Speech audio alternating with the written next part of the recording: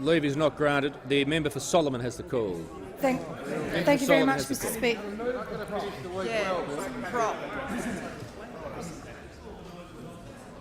The member for Solomon has the call. Thank you very much, Mr. Speaker. And my question is to the Treasurer. Will the Treasurer please update the House on how the government is supporting the transition from the mining boom to the investment boom to a more diversified economy? Is the Treasurer aware of any threats to this transition, and what impact would higher taxes having on hard-working Australians who are working, saving and investing in our new economy? The Treasurer has the call. Thank you, Mr. Speaker, and I thank the member for Solomon for her question. One of the key issues that the government is focusing on is ensuring the consolidation of our fiscal position, ensuring that the budget remains on that strong path, Mr. Speaker, to reduce our expenditure as a share of the economy from 25.9 down to 25.3, which was outlined in the mid-year statement in December of last year, Mr. Speaker. And I'm pleased to say today that the Fitch have given their report and the AAA rating of the government has been confirmed. But they do raise an important point, Mr. Speaker. They do raise an important point. They say that the outlook is stable, but when they talk about future developments that could result in some change, Mr. Speaker, they say that the thing that we should be focused on is ensuring that there is not a sustained widening of the fiscal deficit without remedial policy actions. Now, those on this side of the House,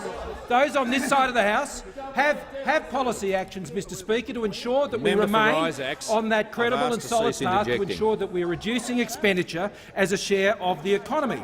And the strength of the government's fiscal position is one of great confidence to the economy, Mr. Speaker, because we know that consumer sentiment has risen 11% in the last 6 months, that consumer confidence in the economic outlook for the next 12 months is up over 20%. We know that in the employment figures today we have seen the unemployment rate fall to 5.8% in the last 6 months, 114,000 additional jobs, Mr. Speaker, a growth rate in employment of 2.1%, and most importantly, Mr. Speaker, in the last 6 months, the youth unemployment rate has fallen from 12.8 to 12.2, Mr. Speaker.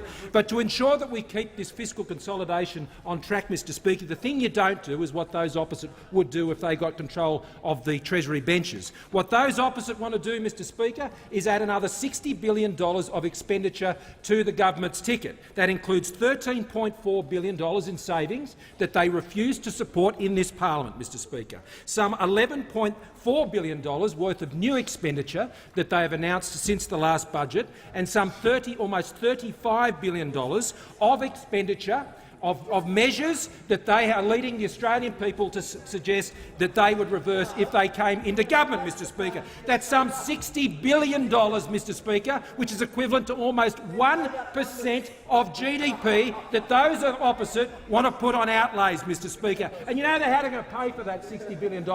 They've got just over $1 billion in savings, Mr. Speaker. They've come up with just over $1 billion in savings, but they do have some taxes, Mr. Speaker. They do have some taxes. Those opposite think announcing a tax increase is a substitute for a policy, Mr. Speaker. But what it is it's just a tax increase. And some $7 billion in additional taxes is what those opposite are proposing, Mr. Speaker. $7 billion.